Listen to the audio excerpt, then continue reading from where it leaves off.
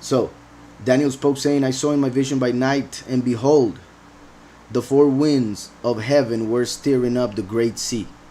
The great sea pretty much represents all the nations. The sea represents the nations. The great sea, well, the great nations, those who have power, those who have control over the world, those who gather and, like nowadays, to make the new world order, for instance, which is basically the end of this whole prophecy.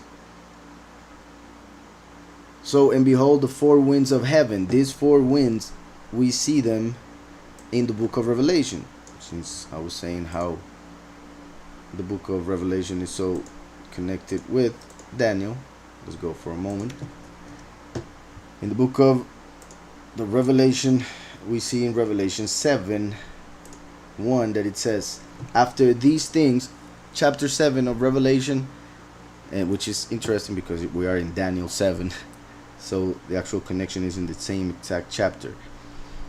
In Daniel 7, we are seeing all the empires until the end of time. In Revelation 7, we see the separation pretty much of the people that Yahweh will bring to his kingdom, the few and the many.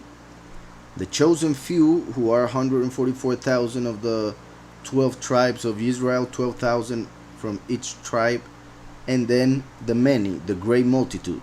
So the great multitude that we see in chapter 7 pretty much could be connected with the great sea that we are seeing in Daniel 7. Since, like I said, the great sea are like the great nations, or those who are great within the nations, like those who are of Israel but don't know, and they think that they are Gentiles because that's what they were born, like is the case with many, pretty much those who are called the many, and others who are actually of the nations but became great through their actions, through their faith in Mashiach, and therefore became justified. So the chapter 7 of Revelation speaks of the few and the many in that order.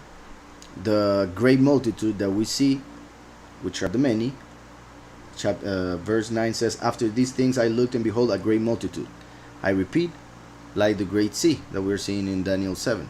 A great multitude which no one could number, of all nations, tribes, peoples, and tongues. All nations. That's why the great multitude, represented by the great sea.